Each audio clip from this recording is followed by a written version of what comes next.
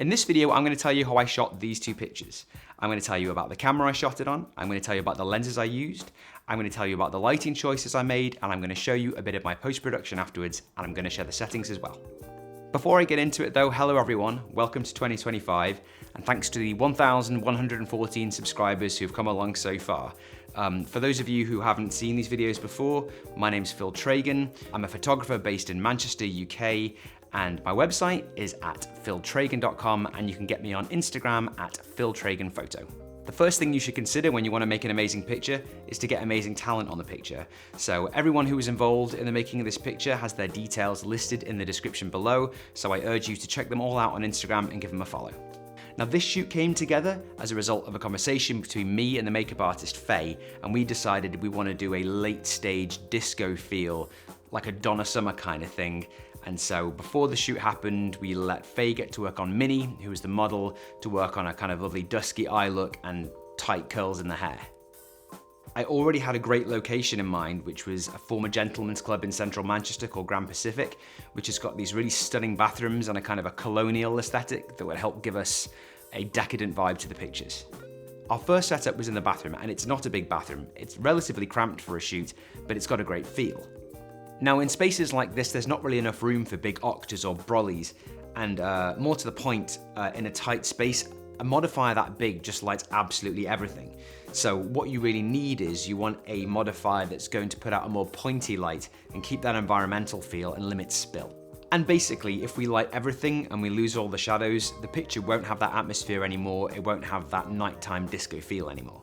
Another consideration on a shoot like this is what color the light should be. Now the light that comes out of Profoto lights is always around 4900 Kelvin, it's sort of like a daylight blue. And what you want in a bathroom, of course, is not a daylight look, that wouldn't make sense. You want something that's warmer, maybe around 3400 Kelvin. So the way we deal with that is we put an orange gel over the front of the beauty dish, and that warms the light up and gives it more of an internal light feel.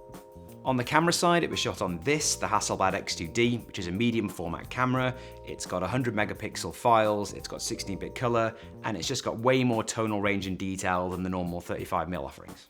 I have loads of other videos in my channel on the X2D. It is not amazing at everything, but what it is amazing at, it really is amazing at. The lens of choice was the XED55V, which is 55mm in focal length, so it's a nice sort of in-the-room feeling perspective, and it's f2.5, so it's fast-ish. Because the 55mm sits on a larger sensor, you actually see more than you would at 55mm on a full-frame camera. So what it means is you get the 55mm geometry, so the verticals stay quite straight, but you also have more picture to play with, so in a cramped space, it's a pretty handy choice. In the edit, there isn't actually a massive amount to do here. This is the picture you can see as it came out of the RAW editor, which was Phocus.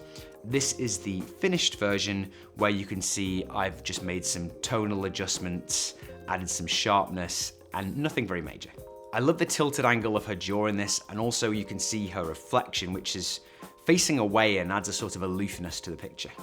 The final settings on this picture were f2.5, 180th of a second, and ISO 200. Now onto our next shot, which you can see here. And the thing I really loved about this shot was that it's got that really lovely natural light background.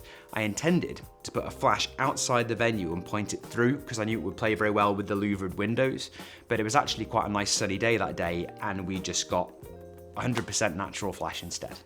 Now because we're lighting this one environmentally, we need the light on Minnie's face to be coming from the same sort of direction as the light that comes through the window behind.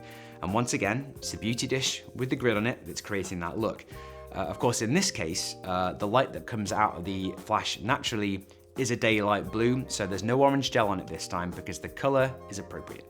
Here in this pullback shot, you can see that we're also using a boomed hair light just to bring out some of Faye's handiwork on Minnie's hair. From the optic side, same camera, same lens. It was one of the first jobs I'd shot on the X2D. I was very keen to see what it could do, and it really impressed me in terms of the richness of detail and the overall expansive feel of the pictures. Now for the post-production side, and here again you can see the picture as it came out of the RAW processor, and then here is the layer which contains all the adjustments, which is buffed up background highlights, smoothing out the lighting across Minnie's face, and added some general sharpening and some contrast adjustments. Final settings were f2.5, shutter at 180th, ISO 100. So that's how I shot these 2 pictures. I hope you found it useful. I would love to hear what you think in the comments, especially if I've missed out anything that you wanted to know about. Thanks for watching, and I will catch you next time.